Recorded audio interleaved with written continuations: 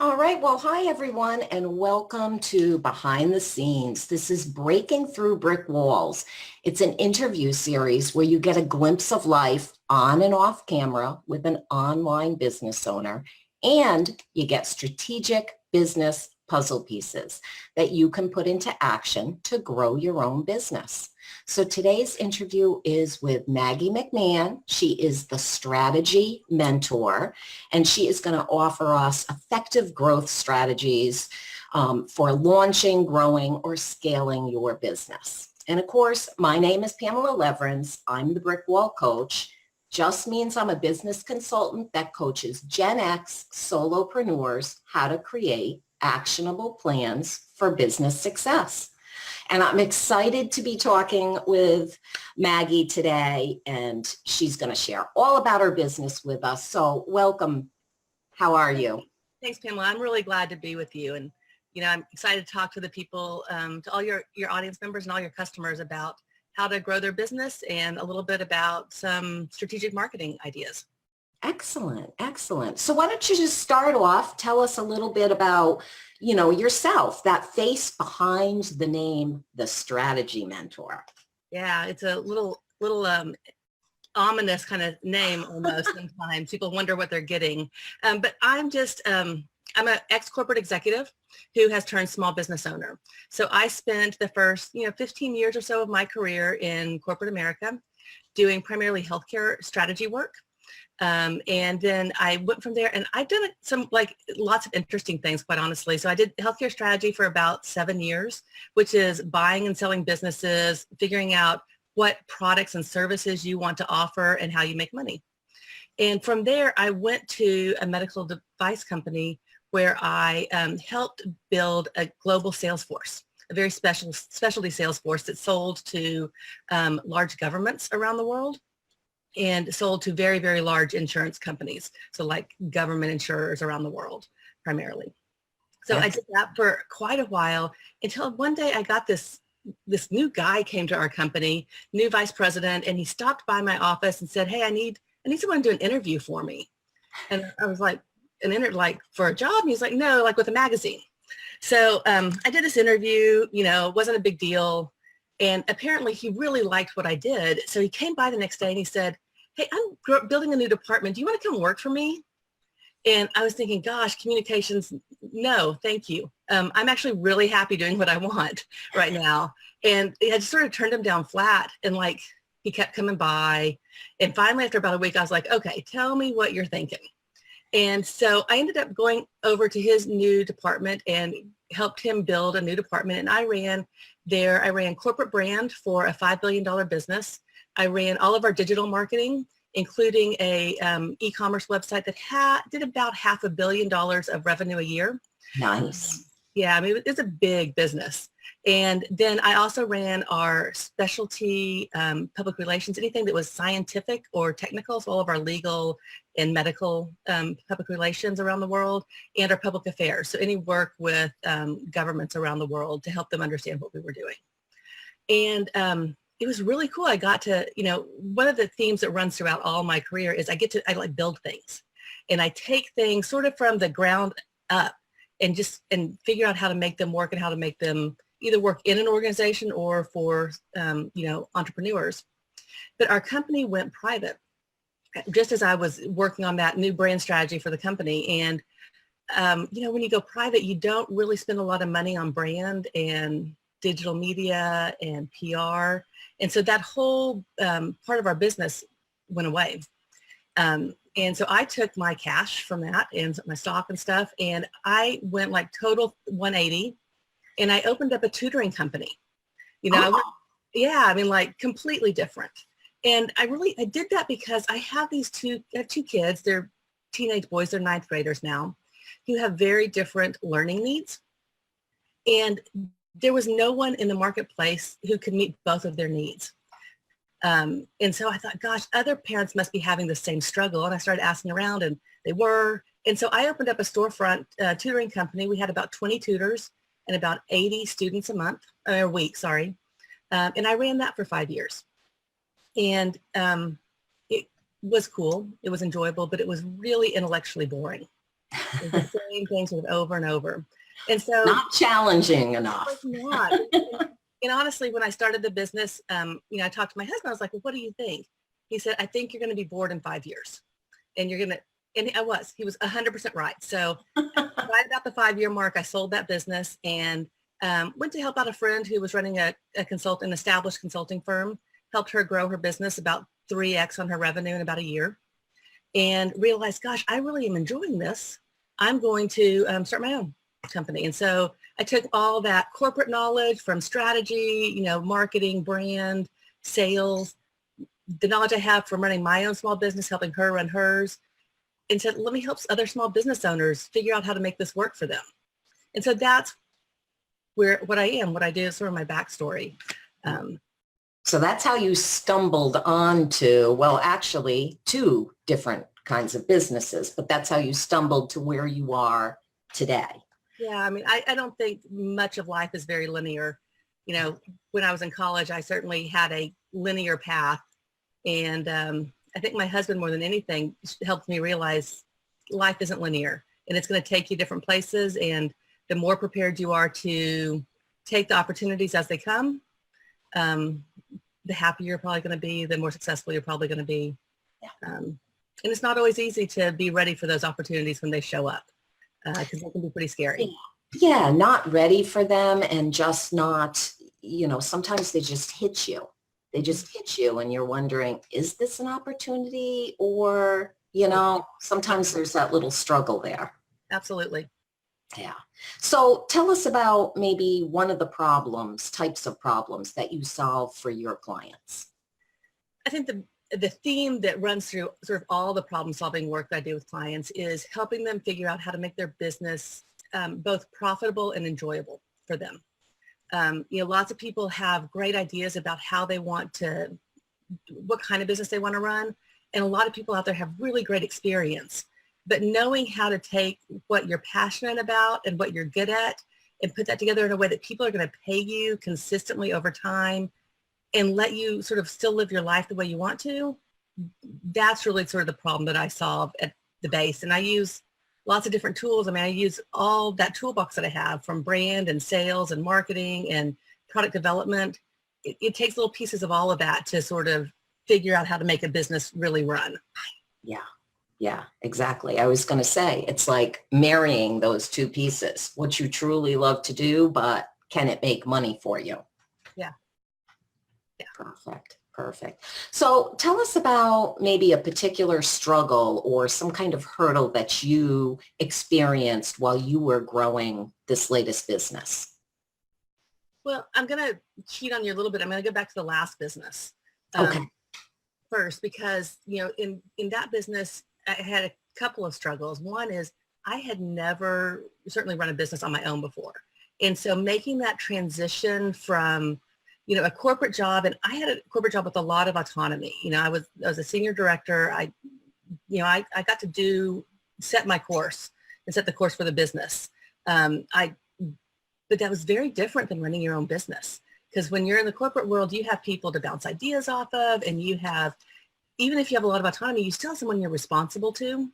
Exactly. Even if you're the CEO, you're responsible to your board. And as a solopreneur running your own gig, you don't have that anymore. And so finding ways to feel comfortable and confident in making the decisions that I had to make and not second guessing myself, I think that was the biggest learning curve I had overall ever in running my own businesses. Yeah. But beside that, I had some practical things that I had to learn. I'd never leased commercial space before. So I didn't know anything about it. I had to go out and find some experts who could help me. I found a commercial real estate broker. Fortunately, I have a great attorney who handles some of that work. But I had to learn a lot, and I'd never read a commercial lease before. Wow. And that was this long, So your tutoring was not online, it was actually in person. Yeah. So I have both experience with online businesses and storefront businesses. We live in a big city. We live in San Antonio, but we live in a small enclave of that is pretty insular. And there's a great little shopping center about a mile from me. It's a little strip center outside where everyone sort of comes and, gathers, and there's restaurants and exercise activities and stuff like that there. So it's where I put it. Because it's, yeah, it's right by all the That there was something that was that close to you. Oh yeah, kids could walk after school to come to me, or what we actually found is a lot of people carpool. They'd make carpools so they could come to get tutoring. It was really cool. It was very community based. But the other thing that I had to figure out is how did I stay engaged? Once my business was up and running and operating smoothly, I'd figured out how to hire and how to staff and how to attract clients and keep clients.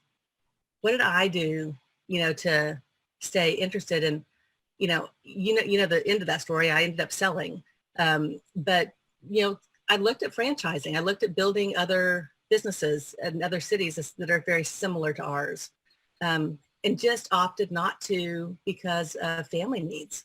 Yeah. I started running my own business so I could be home more with my kids who need me. Teenagers don't lie to people. Teenagers need more support and time and help from their parents than toddlers do in some ways. In some ways, yes. Yeah. Yes, definitely. And so I opted not to do that, and just figuring out, having the freedom to balance what my family needs with what my business need was that was new, because even with the most flexible of employers, you really don't have that freedom. Right. So now this strategy mentor business that you have, is that both online and offline, or? I have clients that, I meet with in person across the country. And I have clients that I meet with around the world online, total virtual coaching and mentoring. So it really depends on what you need. I have found that the solopreneurs I'm more likely to work with online. And the small and medium-sized businesses I'm more likely to spend time with in person. Yeah. Just sort of how it's broken out so far. And that's where the beauty is. It's going to be flexible enough that I can make it work. Good. You asked, so the original question you asked was, how is this business, what hurdles have I had for this business? Yeah. And I would say the biggest hurdle was just figuring out how to attract customers. I knew how to attract customers from within my network, and I have a good network. I have people who will do great word of mouth advertising for me and referrals, and that happens. But I didn't know how to go out and find the person who needed me, who's halfway across the world. How do I connect with that person? Yes. And also, it probably took a good 6 months before that started even clicking right. And so, my strategy for getting started was, well, let's start with some people I know. Some people I know need some help, and build some experience and references that way. And in the process of that, start experimenting with how to find and connect with people all over the world now. So I think that's been the biggest hurdle. Yeah. And I think you hit that nail on the head. I think that is a big hurdle with a lot of people, just this whole world of social media. Yeah. It really is. I like a lot of people come to me and say, hey, I'm getting people who are interested in me, but that's not who I want to work with, or they don't want to pay my prices, or, there's just something that's not a fit. And so learning the words that you need to use to find, so that other person knows that they're in the right place, that's really important. And being able to use your website to almost pre-qualify those leads, so that when they come and look at your website, they know, yeah, this is where I need to be, or gosh, she's not going to be able to provide what I need. And so they weed themselves out before they ever get to you. Well, that's what you're going to share with us today, kind of diving into that digital trifecta to put all of it together. Yeah. And so that's the name I came up with, to talk about how to sort of. I love it. Well, I mean, so people talk about this like holy grail of digital marketing automation. And I think most people are flummoxed by it, quite honestly. I mean, there's some technical things, and there's some work, pieces you just have to put together. But at the heart of it, is just this notion that if you can make all your digital assets, and by that I mean your website, your social media, your email marketing, and maybe your text marketing if you use text marketing. I'm going to lump email and text marketing together. If you can make all those three things work together to share data and to automate some of the behind the scenes work, you become much more powerful of a marketer because you're using information that people are volunteering, quite honestly, to you. You're using that in order to make sure they're getting the right messages from you. And so, for example, I'll talk about a little bit about how it works. So, the first thing is, I'm going to pick just on Facebook. You can do this with Instagram. You can do it with Pinterest to some extent. You can do it with a lot of the different social platforms, but I'm going to pick on Facebook. Perfect. And so really the idea is, okay, you have somebody who comes and visits you on your website. You have somebody that comes and visits you on Facebook. Maybe you've gotten them to sign up for an email marketing campaign. Hopefully you have. We can talk about how to do that in a second. The idea is, okay, you have somebody who comes and visits you on. We good? Oh, we are good. Okay. So, so where I was, so somebody who visits you on your website, they might visit you on Facebook. You want to make sure that those are the same people. And so most of the email marketing platforms out there, if you connect them to your Facebook and to your website, they will start tracking for you where people are visiting you. And so you have to use something called the Facebook pixel. There's a pixel for Pinterest also. You use the Facebook pixel for Instagram, but you install that on your website. And it's pretty easy, especially if you have a WordPress website. You can just use a plugin to make it happen, and you type this long string of numbers in. What that does is it means that you're now sharing data back and forth. And so you can do things like, if somebody's on your email list, I can see that they've which pages they visited on my website. I can see how long they stayed on a page on my website. I can then tell my email marketing platform, if somebody clicks on one of my target pages, so, not all your web pages are of the same value to you. Right. Right. Somebody comes and clicks on a landing page for something you're selling. So like my mentoring program. If anyone comes and clicks on that mentoring page and they're in my email list or they're on my social media, they follow me on social media, I want them to start hearing more about my mentoring program from me. But I don't have the time to send that email every time. I can't go and run a list of people who've gone to that web page and then type a new email out. So you use automation. So now I have a trigger set up on my email marketing platform that says anytime someone comes to that certain page, send them this email. Now, if they've gotten that email before, you're going to go and take a second email. So say Pamela, you come and look at my mentoring page. You're going to get an email from me saying, hey, thanks. I'd love to know any questions you have about my mentoring program. And it looks like I've sat there and I've typed it because it's not formatted or pretty. It just looks like a plain text email. Yep. And so maybe you email back and forth with me a little bit about it and you go back and look at that page again. Well, you're not going to get that same email. That wouldn't make sense. And so I have logic built in that if we've emailed back and forth, well, it's going to stop sending you automated emails because we're already engaged. But if you haven't engaged with me, it's going to send you the second email in that list. Hey, I saw you came back to the page, in whatever message I want to send. So now that's all done through that email platform. It is. And everyone asks, I use an email platform called Drip, Yep. D-R-I-P. It's not maybe the most common one, but it's pretty powerful and cost effective. But MailChimp can do these things. Constant Contact can do these things. Aweber, Infusionsoft, they can pretty much all do it. The other thing that's happening in the background on my email marketing platform is that I'm starting to track who my most active leads are.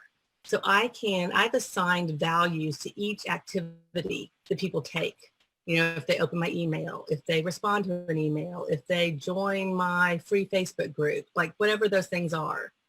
And I start getting a score. So I now know who I should go and individually email once a week, I just run the numbers and I take like the top 5 people and I send them an email. So that's not automated. I'm pretty sure I can automate it. I just haven't yet. Right. Because, at that point, somebody's probably interested in buying from me. I should be talking to them face to face. The other thing that happens though is, we talk about sort of how website and email work together. I also want to start sending people who have come to that page on that mentoring page on my website.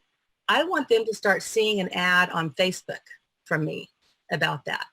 And so the way you do that is you do that with something called a custom audience in Facebook, where you can build a dynamic custom audience. Most people think of their custom audience. The most common custom audience is the people on your email subscriber list. So that's something you can either just import once, or you can build a dynamic connection between Facebook and your email marketing, so that it pulls that automatically. Every time it's running a new ad for you, it will pull the latest list of people who are on your email list. But you can also set it up to say, hey, every time so I have an ad campaign that runs for my mentoring program. If you come to that page, you'll get that email, right? But you're also, when you come back to Facebook, for the next 7 days, you're going to start seeing ads from me about mentoring. And they'll be sponsored posts. They'll be sort of in line. It doesn't run in perpetuity. So, you come to my page, you're not going to see them for the next year. I time limit it because I want to capture someone when they're interested. Right. So, I think that week timeline is probably the target on that, like 7 days, 7 to 10 days. And so you start thinking about some of the numbers from marketing statistics, that it takes someone 8 to 12 interactions with you before they're willing to even engage in a conversation most of the time. So you start thinking about how many, and so that's the first set. And then only like 1 to 2% of those convert to an actual sale. Right. You think about how many people you have to reach and how many times you have to touch them. It's almost impossible as a solopreneur to drive that many touches to a prospective client without automation. Right. So that's why you have to have this notion of the digital trifecta sort of working in the background, doing some of that heavy lifting for you, so that you have driven up that trust factor because you've been interacting enough times. And so that's really sort of the heart of it. And so I'm going to pick back up on this, Facebook ads. So somebody comes to that website, that certain page, they get an ad for the next 7 days. They go away, but somehow I get them to re-engage in that page. It may be through an email marketing, it may be through one-to-one emails, it may be through see me online, whatever.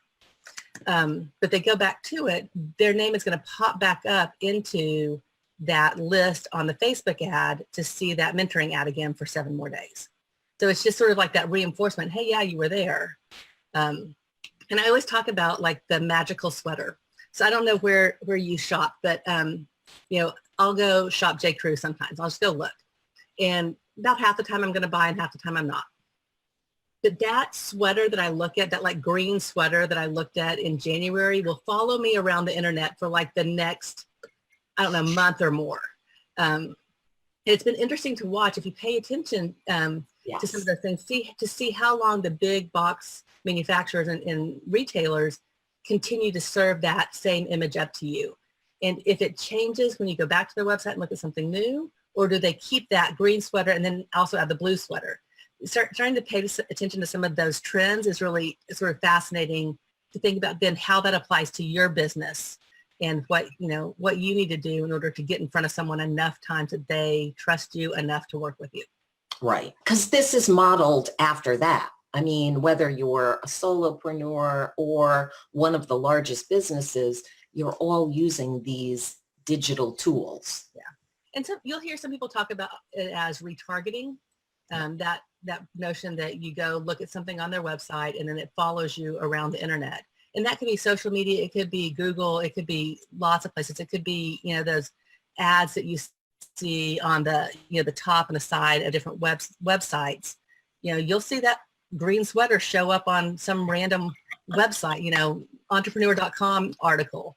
You'll see it over there. So that's all this notion of retargeting. And really just the goal of it is to increase touches enough that people want to work with you without taking so much of your time that you can't get paid because you're spending all your time marketing. Right, right. So if somebody wanted to start this whole process, what would you tell them is more or less the first step? I guess maybe getting that pixel off of Facebook and putting it. I think the very first step is getting your email marketing platform set up and finding a really good opt-in that people want to get from you. So something, and so when I say a really good opt-in, I suggest that an opt-in should be something that is free, that solves a problem for your customer and takes less than 15 minutes for them to implement. It has to be really low, a really low barrier to entry. I see a lot of people who do a couple of things with opt-ins that maybe cause them troubles. One is people offer something of too much value. And so it's actually raising their marketing, their customer acquisition costs so high that they can't recoup their cost really. You know, I had, so if you're a photographer, you don't want to give away a full package of, you know, if that's a $500 package, that's not your opt-in offer. Your opt-in offer is, you know, what color clothing looks best for family portraits with different skin tones. Right. Right. That's a free, easy something that people can use and realize that they trust you. You help in building that trust factor. But you're also doing that so you can start emailing them. So that's the very first step. The second step then is putting the Facebook pixel in place. So you can start connecting your email, website, and social. And then I would do a very simple automation. I would do two things. One is I would connect your email list to your Facebook ad account so you can send ads to people who are already engaged with you. Because that's where most of your sales are going to come from. Most of your sales do not come from the random ad you put out to people who don't already know you.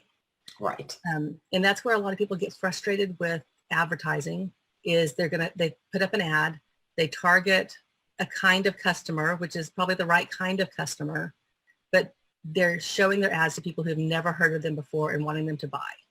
And you're not going to get sales that way. You get sales because you've primed the pump. People know you, they like you, they trust you, they believe that you can deliver on what you say you can. Right. Well, yes, exactly. I mean, that like, no trust factor is huge. Are you going to go out and buy that sweater from a retailer that you have no idea, you know, you've never heard of them before, or somebody that you've talked to? Yeah. You know, or seen or followed their stuff. Like you said, they've gone to your website, they've looked at your things. They may follow you in social media, whatever that funnel kind of looks like to you. Mm-hmm. And so that's where I would start, is capitalizing on the people who already know and like you. And so then you can build some ads for people on your email list, people who already follow you on Facebook. You know, that's where you start. And then you can get more sophisticated over time about certain targets and, you know, sending new information to people who have come to specific pages or clicked on certain links in your email. You can build all sorts of really cool custom audiences. But start out with just sending ads to your email list. That's the easiest place to start. So what would you say for someone who's just starting out with this, kind of going to test the waters? What would their budget look like for ads? Because people hear that and they're like, I don't have money for Facebook ads. Yeah, so people are just starting out, I always tell them to spend, to plan an ad that costs as much as one sale. Okay. Because then if you can make one sale off your ad, you've made your money back. If you have a $5 widget, you might have to double it, you know, but if you have $100 product or a $500 product, you're not gonna be able to spend $5 to get your money back. Right. And so that's just where I start, you know, as much as one of the things you're gonna sell. Perfect. Perfect. That is wonderful. That is a ton of information right there, because I mean, let's face it, especially when you're in this online space, you have to know how to use this digital world so it makes sense to you and you're not just spinning your wheels. And yeah, that's good. That's good stuff. So what would you say, or what would you give as a piece of advice to our listeners about anything? I mean, it doesn't have to be this digital trifecta, but what would you like to leave them with? I think the biggest thing that barrier that most small business owners face is that they think about what they're going to do too long and don't just take action. So sometimes it's just better to go ahead and get something out there that's not absolutely perfect and then iterate. You don't do that when there's too much money at risk. So you can only do that in a way that limits your financial exposure. But you're not going to sell something if you're not out there selling it. So you've got to just get out there and start selling it. And you don't have to have the perfect website. You don't even have to have a website sometimes to start selling. But if you're just getting started, you need to just start. Start small and be willing to change. Perfect. Perfect advice. Love it. Love it. Is there anything else you wanted to share with us today that maybe we didn't touch upon? No, I mean, I think we covered a ton of ground. I don't want to add. We have. It's like I try. Yeah. Good. Well, perfect. Well, thank you so much for, all your expertise and sharing all that knowledge with us today.